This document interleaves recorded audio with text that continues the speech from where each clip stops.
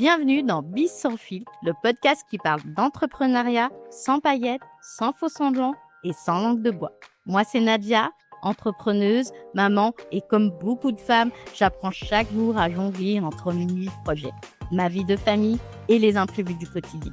Chaque semaine, je vous emmène dans les coulisses de l'entrepreneuriat et des parcours de femmes. Parce que derrière chaque femme, il y a une histoire faite de doutes, de défis, de persévérance, mais aussi de rencontres, de réussites et de belles histoires. Parfois, je prends le micro seule pour vous partager mon expérience, mais parfois, je pars à la rencontre de femmes inspirantes qui racontent leur parcours avec authenticité. Une seule promesse ici, on parle vrai. Alors, prenez votre café, votre thé ou simplement quelques minutes pour vous et c'est parti pour un nouvel épisode de Bis sans fil. J'ai pris la route pour rejoindre Suzy, plus connue sous le nom de Suzy Colibri. Rédactrice web et consultante CIO, elle accompagne les entrepreneurs à gagner en visibilité. Maman de 3 enfants, entrepreneuse et amoureuse de liberté, elle a choisi avec sa famille un mode de vie peu conventionnel. Alors bonjour Suzy, merci de m'accueillir chez toi. Avant de parler de ton activité, j'aimerais qu'on commence un peu par ce lieu. Pourquoi avoir choisi de construire un chalet dans les Vosges ? Mon conjoint et mes 3 enfants, on a été nomades pendant 3 ans. Avant, on vivait dans la région bordelaise. À un moment donné, on a eu envie de se poser et donc on a cherché un terrain dans un lieu proche de la frontière, que ce soit italienne ou allemande, parce que le but c'est de redevenir nomade à nouveau. Et donc ça nous évitait de traverser toute la France comme quand on habitait à Bordeaux. Donc on a cherché un lieu et en fait, dans toutes nos recherches, c'est celui-là qu'on a trouvé. Et pourquoi le chalet ? Parce que on veut être en vacances toute l'année. C'est vrai qu'on a l'impression qu'on est en vacances. Je veux pas d'une maison classique avec le train-train quotidien. Voilà, moi j'ai vraiment pensé le chalet et la maison pour que tout ce qui me plaisait pas dans mon quotidien d'avant ne soit plus là. Alors, avant de devenir entrepreneuse, quel était ton parcours ? Là aussi, multicasquette, c'est mon parcours. Je suis une touche à tout. Moi, j'ai fait des études de communication après avoir passé 1 an aux États-Unis en tant que fille au pair. Et de là, j'ai fait des stages dans une association agricole, j'en ai fait un autre dans une mairie. Et après, je suis devenue maman au foyer. Ça, c'est l'un des métiers les plus durs, et le plus compliqué, mais aussi plus beau. Ouais, c'est un peu à double tranchant. T'es un peu seul. En fait, c'est un peu comme dans l'entrepreneuriat, tu te retrouves seul chez toi, sans forcément avoir beaucoup de monde autour de toi, parce qu'il n'y a pas beaucoup de mamans au foyer. Avec des lieux de rencontre comme le LAP, les lieux d'accueil parents-enfants qu'il peut y avoir, qui il y a 12 ans, commençaient juste à exister dans ma ville. Et voilà, donc moi j'ai été 8 ans maman au foyer. Après, je faisais aussi de la garde périscolaire parce que avec mon deuxième, quand il est arrivé, je pouvais vraiment plus rester H24 à la maison. Donc j'allais garder les enfants des autres. Le soir, quand le papa rentrait à la maison, moi je partais. Mais ça me faisait du bien de sortir de la maison en fait. En gardant les enfants des autres, t'étais pas un peu fatiguée à la fin de la journée ? C'est pas la même charge en fait. Ouais. T'as pas les mêmes enjeux en fait. C'était une famille en fait dont la maman faisait le même métier que moi avant. Qui était dans la communication aussi. Du coup, il y avait énormément de partage avec eux aussi quand ils avaient des difficultés avec les enfants. Comment est-ce que toi tu mets en place chez toi ? Parce que on avait 2 garçons aussi, donc en fait, voilà, il y avait vraiment un parallèle qui pouvait se faire. Et après, j'ai passé mon CAP petite enfance. J'étais enceinte du 3e. Moi, je me voyais pas rester encore 3 ans de plus à la maison. Et le papa aussi, il voulait profiter de son petit dernier, donc que ce soit lui qui soit à la maison. Donc, on a décidé de devenir nomade pour avoir moins de charges financières.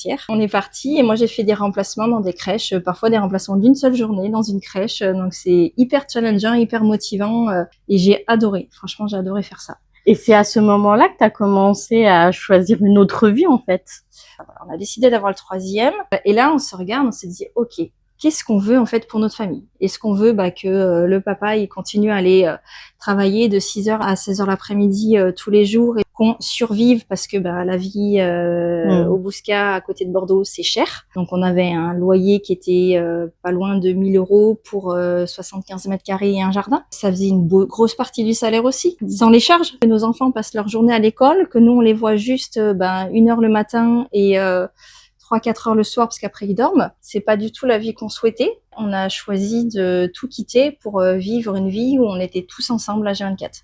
C'est magnifique. C'est Tu sais que ça, moi, j'avais envie de le faire, mais j'ai jamais osé. Alors, juste de t'écouter, je trouve ça formidable. Et à quel moment, aujourd'hui, quel est ton métier? Je suis accompagnatrice dans le référencement naturel, le SEO. Je fais à la fois des prestations donc pour d'autres entrepreneurs qui veulent améliorer leur site web pour le référencement naturel. Et à la fois, en ce moment, je suis en train de monter une formation pour accompagner les entrepreneurs à faire par elles-mêmes le SEO de leur site pour ensuite soit garder cette compétence pour elles, soit la déléguer, mais en sachant quoi déléguer et à qui. C'est trop bien. C'est pas quelque chose que forcément on arrive à maîtriser, même qu'en général, on fait même des choses pour nous sur les réseaux ou pour parler de nos offres, on a du mal et on n'emploie pas les bons mots. Exactement, c'est toute une compétence. Je les aide à faire un site internet qui parle à la fois à Google et à la fois à leurs utilisateurs. Donc oui, on va passer par le SEO quand on parle de ça, mais pas que. Moi, je m'arrête pas là. On va regarder leur business exactement, quel est leur positionnement. Tout ce qu'un entrepreneur fait en fait quand il démarre, quel est le positionnement, à qui il s'adresse exactement, parce que pour parler SEO, faut parler aux personnes, donc faut savoir à qui on s'adresse. Moi, j'ai développé aussi toute une partie où, ok, vous avez le SEO sur votre site, on va écrire des articles sur votre site en 1 heure, donc vous allez pouvoir écrire des articles très rapidement. Mais après, comment est-ce que vous allez utiliser tout ce que vous montez sur votre site sur les réseaux sociaux ou sur les podcasts ou sur YouTube ou sur les autres canaux qui sont vos autres portes d'entrée de vos clients. Donc, il y a toute une partie que je suis en train de monter là. Je viens de finir le montage hier de cette partie-là. Je tombe à pic. Où je leur explique comment on peut partir d'un article pour ensuite communiquer. Et donc, ça évite de toujours à réfléchir et sa stratégie blog et à côté sa stratégie des réseaux sociaux qui sont pas en commun. Là, on va tout mutualiser pour que ça aille plus vite, en fait. Parce que quand on écrit un article, on peut directement sortir 3 à 4 sujets sur ces réseaux et en parler pendant 3 à 4 semaines derrière. Donc, en fait, on se simplifie la vie. Et ça fait combien de temps que tu es entrepreneuse? J'ai vivoté dans l'entrepreneuriat depuis, parce que moi, les dates, ça fait 2. On a fait 1 an comme ça où moi, j'étais dans la petite enfance, mais où j'ai déjà commencé, en fait, à essayer de devenir entrepreneuse. Mais pour moi, le premier pas de l'entrepreneuriat, c'est oui, avoir une idée d'activité, mais c'est d'abord faire un travail sur soi. Enfin, moi, en tout cas, j'ai été très formatée, bonne élève, à suivre ce qu'un directeur te dit sans forcément réfléchir par toi-même. Ou si t'es pas d'accord, tant pis, tu mets ça dans ta poche et puis tu le ravales et puis tu fais quand même ce qu'il te dit. Donc moi, j'ai eu besoin, en tout cas, de faire tout un cheminement sur qui je suis réellement, pour ensuite essayer de trouver ce qui me convenait, parce que j'ai été aussi assistante virtuelle entre-temps. Je m'occupais des réseaux sociaux d'une personne qui avait un parcours similaire au mien, qui vivait aux États-Unis, qui était EJE, donc éducatrice de jeunes enfants. Du coup, moi, je m'occupais de ses réseaux sociaux et je m'occupais de sa communication. J'ai fait son audit de site, j'ai fait tout ça. Eh c'est formidable. T'as fait ça pendant longtemps? J'ai fait ça pendant 1 an avec elle. Et aujourd'hui, la Suzy d'aujourd'hui, c'est qui? C'est une femme déjà qui s'assume, qui va oser poser ses limites, dire non, là ça me convient pas toujours avec assurance, mais qui essaye de plus en plus de se respecter soi, qui est rigolote, qui aime son travail. J'ai toujours aimé ce que je faisais dans mon travail. Pour moi, c'était le point le plus important. Mais là, je kiffe vraiment ce que je fais, en fait. Aider les autres à être autonomes dans le SEO, moi, je trouve que c'est énorme. J'ai 2 clientes à l'heure actuelle et j'adore passer du temps en visio avec elles, résoudre leurs problématiques et à les aider. Oui, afin d'avancer tous ensemble. Ouais, d'être à la fois cette formatrice, cette coach, en fait, que je savais que j'allais devenir il y a 1 an et que j'osais pas incarner, en fait. Du coup, maintenant, tu l'incarnes complètement. Et maintenant, je suis fière de dire qu'aujourd'hui, j'accompagne d'autres personnes et que je suis coach, en fait. Moi, je découvre une autre personne à chaque fois que je te rencontre. Je trouve que tu t'épanouis depuis la première fois qu'on s'était rencontrés. Tu t'épanouis de plus en plus, en tout cas dans l'entrepreneuriat. Moi, c'est ce que j'ai vu au fur et à mesure de nos rencontres. Je trouve que tu es quelqu'un de très passionné dans ce que tu fais. Tu te mets à 100%, sinon tu le fais pas. Et tu penses pas que c'est un peu, c'est une difficulté d'entreprendre quand on est une femme? Il y a plus de choses à mettre en place que dans une famille classique, même si les choses bougent. C'est quand même le père l'homme qui va prioriser le boulot. parce qu'il a un meilleur salaire que nous la plupart du temps. Hein. Dans le salariat, on voit ces différences de salaire entre les femmes et les hommes. Je pense qu'il y a toujours ce côté un peu de challenge, rapport de force à avoir. En tout cas, moi, je l'ai eu, même parce que c'est parfois inconscient en fait du côté du conjoint. Ouais, mais en fait, t'as ta place. Oui, mais tu me la donnes pas vraiment parce que moi, j'ai toujours cette partie-là de la famille à assumer et qu'en fait, je suis toujours obligée de dire stop. Là, je dois travailler. Et rien que de faire de dire ce stop, là, je dois travailler, ça prend quand même de l'énergie pour poser cette limite qui devrait pas être à poser. Oui, c'est vrai que c'est un peu difficile de se positionner et trouver sa place chacun. Plus on travaille depuis la maison. C'est pas évident. Même si on se dit, alors en plus on entend plein de choses sur les réseaux, on va pas se mentir. La liberté de l'entrepreneuriat, on travaille aux horaires qu'on veut. Ouais, c'est sûr. C'est sûr. Moi, j'ai pas travaillé de minuit à 2h du matin. Hein. Je dois me lever à 6h45 pour emmener les gosses à l'école. Hein. Donc à un moment donné, nous-mêmes aussi, comme je disais tout à l'heure, nos croyances aussi, nos pas à faire. Et c'est vrai que moi, quand je suis devenue entrepreneuse finalement, c'était quand on était nomade. Donc on avait déjà vécu plusieurs gros chamboulements. J'accueillais le 3e. Donc un chamboulement pour tout le monde. Et ensuite, c'est le papa qui est resté à la maison pendant que moi, je suis allée travailler. Et moi, j'ai une question parce que c'est une nomade.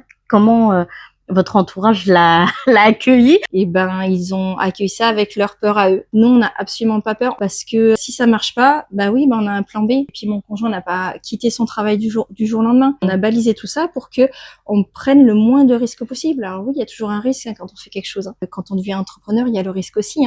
Ah oui, ça c'est vrai. Moi là, en arrivant dans les Vosges, financièrement à un moment donné, c'était difficile. J'ai aussi repris un travail à temps partiel au Traversier, ludothèque itinérante. Et moi, j'étais aussi dans la partie classe, une fonctionnalité de la CAF qui permet à des parents de laisser leurs enfants un peu en périscolaire, mais nous on a aussi un rôle de médiateur avec les parents, s'ils ont des difficultés, toujours ce que moi j'aime faire en fait, s'il y a des difficultés quelconques, de conseils, de choses comme ça. Oui, je pense que ça c'est important de dire que c'est ok de reprendre un travail, mais avec les réseaux, on te vend tellement du rêve qu'on croit tu vas réussir d'un coup, alors que c'est pas du tout le cas. C'est ça. Pendant 6 mois, j'ai eu un bon chiffre d'affaires. Cool.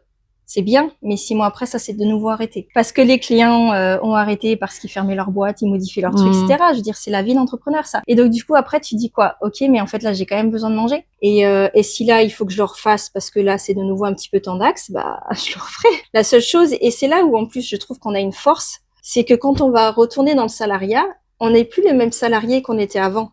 C'est-à-dire que moi, c'était ok, mais ça, c'est mes conditions. Ça, c'est la difficulté, parce que quand on est salarié, on est trop formaté et on n'ose pas dire les choses. Voilà, alors certains osent le faire, mais je sais que moi j'osais pas. Mais au final, on apporte vachement de choses à l'entreprise parce qu'ils n'ont pas beaucoup de salariés comme ça. Parce qu'on amène notre background en fait d'entrepreneur, quoi. Oui, et puis je pense aussi ça leur fait du bien d'avoir un regard extérieur. Exactement. Mais comme quand je faisais des remplacements en crèche. Ils ont toujours voulu me garder après.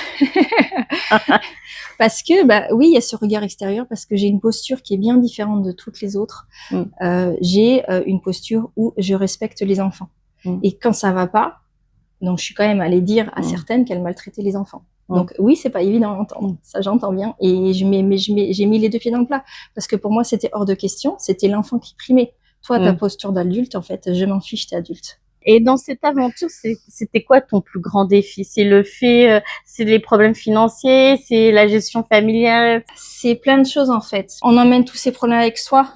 Je veux dire, les problèmes familiaux, on en a tous. Des choses à régler, on grandit tous ensemble. Donc ça, on l'emmène avec soi. On a juste une autre manière de le régler, mais ça disparaît pas. C'est pas évident aussi de gérer le nomadisme en France parce qu'on s'est retrouvé en plein hiver avec pas d'accès à l'eau.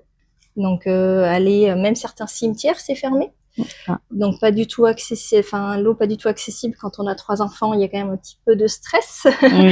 En fait, c'est la même chose que dans une maison. On a une liberté qui est différente, mais on a quand même des contraintes. Donc on doit pouvoir travailler avec ses enfants dans le même espace. Et tes enfants, ils préfèrent quoi? Cette vie de nomade ou le fait que là, vous êtes un petit peu stabilisé, mais je pense que bientôt, vous allez peut-être partir? C'est le projet de repartir. Nos enfants n'aiment pas l'école. Ils préféraient l'instruction en famille. Voilà. À part le petit dernier, c'est la maternelle. Donc, même si sa rentrée était difficile, là maintenant, il aime bien aller voir les copains. Les deux grands se sont fait qu'un seul copain. Mais quand vous viviez en tant que nomade, ils arrivaient quand même à se faire des amis. C'était peut-être plus facile. Bah, beaucoup plus simple, ouais, parce qu'on pense que l'école sociabilise, mais pour moi, l'école, c'est mettre un groupe d'enfants ensemble qui n'a pas les compétences. Moi, en fait, j'ai un côté très militant avec les enfants parce que, voilà, moi, je trouve que la société française ne les élève pas. Elle leur met énormément de pression, mais elle est pas du tout dans le respect de l'enfant. Et en fait, ouais, c'est mettre des enfants qui ne développent pas les compétences ensemble sous la responsabilité d'un seul adulte qui fait comme il peut, qui peut pas gérer autant d'enfants avec les mêmes problématiques. On a vu une diversité d'enfants. On a vu une diversité de cultures qu'on voit pas là, parce qu'on va pas me dire que parce qu'il y a 2 Polonais qui arrivent ou des migrants qui arrivent dans les écoles, leur culture elle est totalement effacée pour s'adapter à la culture française. Il n'y a pas de partage. On comprend pas tant qu'on n'est pas allé chez eux comment ils vivent vraiment. Donc moi je préfère l'ouverture d'esprit comme ça.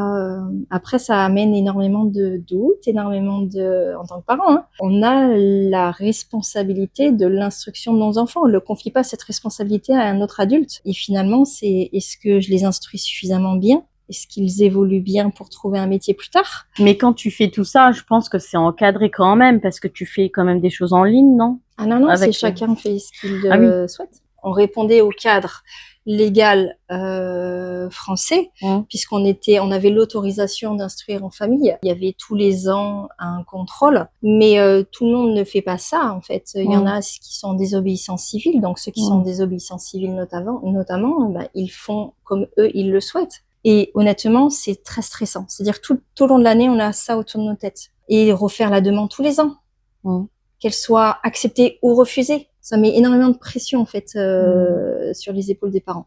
Et c'est pas normal parce que toi, quand tu emmènes tes enfants à l'école, en fait, t'as pas ton mot à dire. Mais au final, tu te poses beaucoup moins de questions parce qu'en fait, c'est pas toi qui gères. Alors que tu devrais t'en poser parce que honnêtement, tu devrais avoir un droit de regard sur tout ce qui se passe pour ton enfant à l'école. Oui, ça c'est vrai aussi. Ouais, parce que ma fille elle est à l'école, mais quand elle retourne à la maison et qu'on lui pose des questions ou quand des fois elle nous parle seulement de choses des opinions d'adultes, je lui dis mais c'est pas normal que son professeur réagisse comme ça. Et elle devrait être impartiale sur certains sujets et c'est vrai que nous on le voit pas ce qui se passe réellement.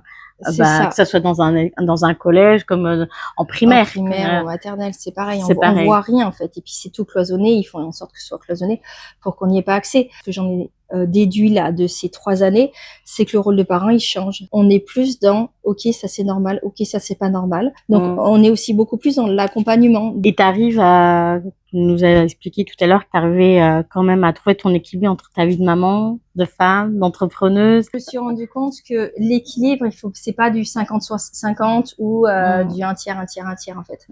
Et quand on accepte ça, déjà c'est plus facile. Quand est-ce qu'on peut avoir du 50-50 partout? On n'en a pas. Jamais. Par contre, on peut essayer d'être le plus possible aligné avec qui on est. Et c'est là où, du coup, on accepte le plus. En ce moment, j'ai beaucoup de vidéos à tourner, j'ai mes premières clientes, etc. Donc, ça va être beaucoup plus ma vie pro que ma vie de femme et ma vie perso. Et c'est OK parce que c'est un temps. Quels sont tes moments où tu te sens le plus en difficulté? Quand on a une difficulté, on est seul face à cette difficulté. Ça, c'est parfois un peu difficile. Moi, je sais que j'ai besoin d'être entourée, donc j'ai créé mon petit réseau d'entrepreneurs aussi. J'ai des réseaux différents. J'ai des réseaux de pairs qui ont aussi du coup d'autres compétences à apporter. Donc, quand on a une difficulté, je pose la question sur ce réseau-là.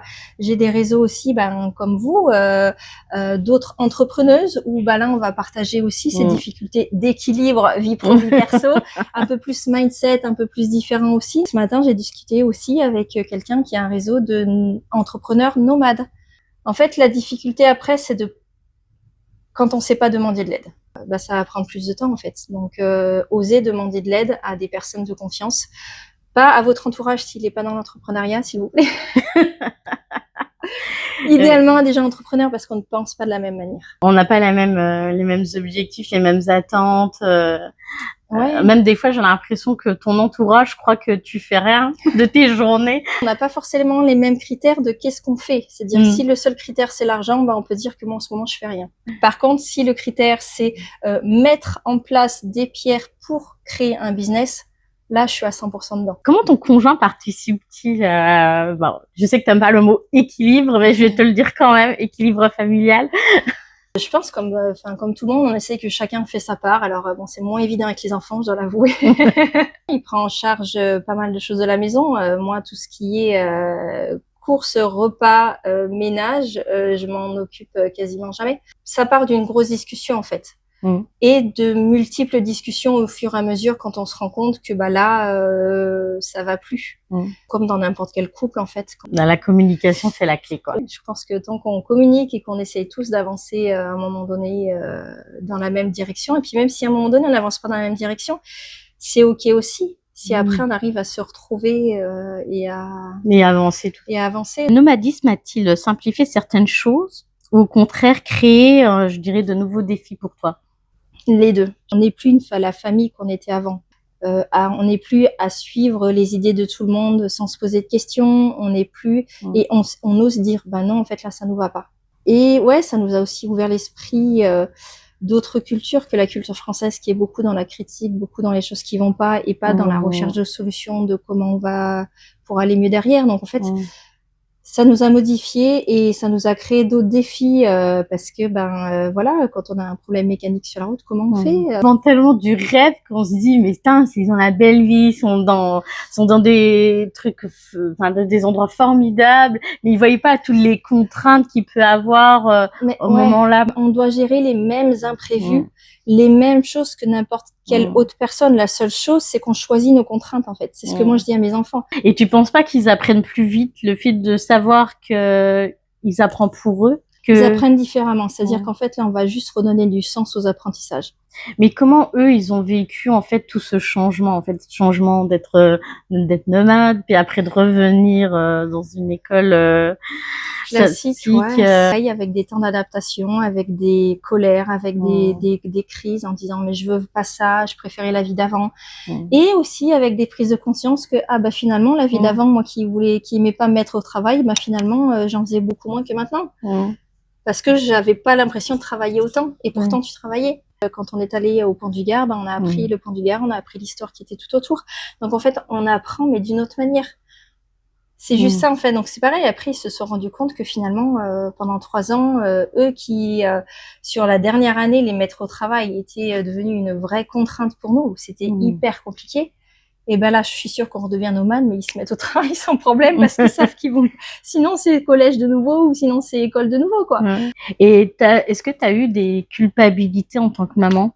On culpabilise toujours parce que là, on a pris, comme je disais tout à l'heure, notamment pour nos enfants, on a fait le choix de les instruire en famille. Donc, est-ce que ce choix-là est mieux que le choix de l'école? Prendre ce risque-là de travailler de la maison, de devenir entrepreneur et de pas avoir de salaire qui est fixe, qui tombe tous les mois, c'est un risque aussi qu'on prend. Après, en fait, la seule chose, c'est qu'on assume nos choix. Et tu penses que c'est une des plus grandes leçons que tes enfants ont appris? Mes enfants, je sais pas s'ils l'ont appris, mais en tout cas, moi, oui. Alors, quel conseil donnerais-tu à une maman qui rêve en fait de se lancer, qui a peur de ne pas réussir ou qui a la peur de tout gérer? La première chose, c'est de quoi a-t-elle peur? Et comment est-ce qu'elle peut diminuer cette peur? Si elle n'y arrive pas, vaut mieux pas qu'elle se lance. Pareil, sinon on avait eu trop peur. Si on n'avait pas affronté ces peurs-là, et donc c'est-à-dire pas mis sous le tapis, mais dire ok, on a peur que on n'a plus de maison. Donc si jamais il y a un souci avec le camping-car, comment on fait? Même si on savait personnellement qu'il y aurait plein d'autres si encore. Mais on a fait la liste des plus gros si, en fait, on va dire ça, des plus gros si, de ce qui nous faisait le plus peur, et on y a répondu. T'as déjà eu des doutes de ton projet ou c'était clairement. Mais même encore maintenant, je suis pas viable là. J'ai pas un business fiable. J'ai pas un business qui me fait vivre à l'heure actuelle. Et ça fait 3 ans que je me bats, que je mets plein de choses en place pour essayer d'en vivre. Voilà, on parle des difficultés d'entrepreneur, mais quand t'entends par exemple sur les réseaux que d'ici 1 an, 6 mois, 1 mois, tu peux y arriver, qu'est-ce que tu leur réponds à ces personnes-là? certains y arrivent, mais on part pas tous du même endroit, en fait. Moi, j'ai d'autres difficultés que d'autres n'ont pas. J'ai fait une formation sur 1 an, et en fait, on a été très peu à y arriver, et il s'est rendu compte que notre vie de famille était tous très prenante parce que on est toutes des femmes et que quand on a des imprévus, c'est encore généralement à nous de les gérer plus qu'au conjoint, parce que ça fait moins peur de gérer les imprévus qu'on a l'habitude de gérer que de monter un business. Oui. Si vous vous lancez, vous aurez énormément de peur à chaque fois. Vous aurez des pierres. Enfin voilà, vous avez une montagne à gravir. Donc soyez prêts à la gravir. Et c'est pas un sprint, hein, c'est de l'endurance. Là, nous, on a de la chance que financièrement, on a aussi des sous qui sont rentrés d'une manière différente que par le travail. Et donc c'est aussi pour ça que j'ai ce luxe-là, on va dire, ou cette chance-là de pouvoir prendre autant de temps. Et je peux comprendre aussi que d'autres n'ont pas ce temps-là. Si j'ai plus ce temps-là, je reprends un CDI et c'est ok, mais je continue à développer à côté parce que je sais que c'est la liberté que je veux avoir. Mais je pense qu'il y en a, en fait, quand ils veulent reprendre un travail, peut-être ils se disent, bah, moi, j'ai lancé mon business, j'ai fait des démarches, j'ai fait de la prospection. Est-ce que je suis légitime? Moi, je suis coach SEO et je dis que vous pouvez attirer des clients via le site internet. Ok. Pour l'instant, je l'ai pas encore mis en place pour mon propre business. C'est mon objectif du mois de juillet. Mais pour autant, d'autres personnes l'ont fait avant nous. Donc, notre promesse, elle est pas fausse. D'autres personnes ont réussi en 1 an. Donc, en fait, oui, c'est bien de se comparer. Oui, c'est bien de se dire que d'autres peuvent y arriver. Oui, il y a plein de promesses dans la vie. Oui, oui, oui. Après, on est soi. Et qu'est-ce qu'on veut? Moi, à chaque fois, j'ai suivi ces promesses-là. J'ai pas eu les retours escomptés. Par contre, j'ai à chaque fois énormément avancé. Parce que j'étais pas toute seule. Oui, parce que toi, tu as eu ce recul. Mais imagine une personne qui a suivi ça, qui dit, bah, j'ai encore échoué et qui s'est pas remise en question. Mon prof, là, mon formateur que j'ai eu, ça fait 17 ans qu'il est entrepreneur. Il s'est cassé la gueule au moment, donc c'était mon client d'abord aussi. Il me prenait des articles, il s'est cassé la gueule parce que la formation qu'il vendait depuis 17 ans ne fonctionnait plus. Donc en fait, même quelqu'un qui est hyper haut et qui a du background derrière, qui a une entreprise qui est depuis 17 ans active, peut se casser la figure. Et là, cette année, il a dû rechanger son fusil d'épaule pour revoir tout son business. Donc en fait, qu'on débute ou qu'on débute pas, à un moment donné, tu peux avoir ce genre de grosse montagne qui arrive devant toi et te dire, ok, qu'est-ce que je fais? Je lâche tout ou bien je continue? La chose la plus importante, essayez le plus souvent de diversifier les choses. Mettez pas tous vos œufs dans le même panier. Commencez par une chose, parce qu'on peut pas commencer par se diversifier. J'ai fait de la prestation, j'ai vu que ça ne m'amenait pas à quelque chose de fluide, en tout cas pas aussi fluide que ce que je le souhaitais. Je connais ma peur, je ne faisais pas de la prospection comme je le souhaitais. Résultat, je suis devenue coach SEO, j'ai ces mêmes problèmes de prospection. Je sais pas si c'est les femmes en général qui a ce problème de prospection à aller au front. Ouais, alors déjà, je pense qu'on nous aide pas à développer nos opinions en tant que petite fille aussi. Enfin, le fameux « sois sage et tais-toi », on me l'a dit plein de fois. Encore une fois, ça c'est lié à mon parcours aussi, parce qu'il y a d'autres personnes qui se font entendre quoi qu'il arrive. Ma difficulté, c'est pas de rentrer en contact avec les gens parce que j'adore ça, mais c'est après de me dire je vais leur vendre quelque chose et avoir cette impression de leur mettre un couteau sous la gorge. Là, j'ai pris conscience que non. Donc en fait, elle a la possibilité de dire oui ou non. Et si elle a dit oui, c'est en conscience. Et j'ai pas à me sentir coupable qu'elle dise oui, que ça marche ou que ça marche pas. Moi, j'ai fourni en tant que prestataire, j'ai fait une optimisation d'articles. Je lui ai dit exactement quoi faire. Il a pas fait la moitié des choses que je lui ai demandé de faire. Donc encore une fois, chacun a ses responsabilités.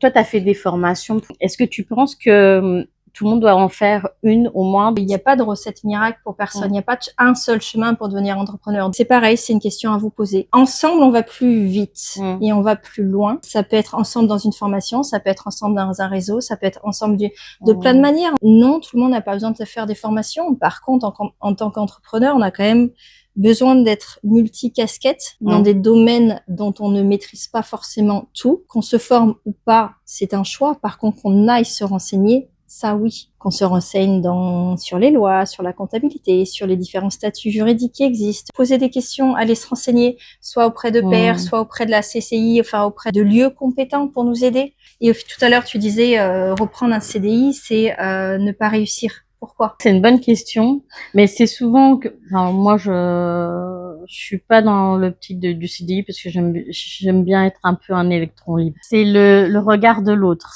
C'est souvent ça.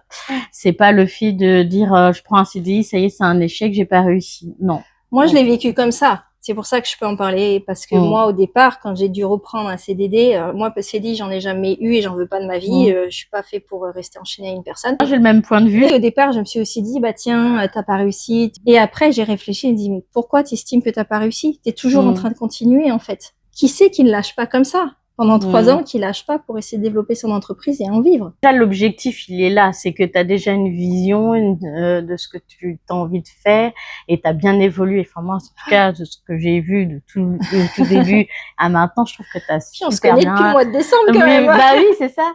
Donc, je trouve que tu as quand même énormément évolué et puis tu as vraiment tout de suite redrivé quand ça allait pas. C'est beaucoup de travail de soi aussi. Soi, exactement. Enfin, voilà. Moi, en tout cas, c'est ce que moi je vois. Je pense qu'une fois que tu réussiras, est-ce que tu déléguerais pas certaines choses? Je sais pas si on pourra parler d'envie, mais je crois qu'à un moment donné, si on veut continuer à se développer, c'est un besoin. Tu peux pas garder toutes les compétences pour toi parce que tu as que 24 heures dans une journée, parce que tu as une famille, parce que t'es pas toute seule. Et par contre, ce que je vais déléguer, c'est quelque chose que je sais faire à fond, parce que ça reste mon business. Et s'il y a cette partie-là qui se casse la figure, c'est tout mon business qui peut s'écrouler, ou en tout cas qui peut retomber d'un certain palier. Et ça, je veux pas.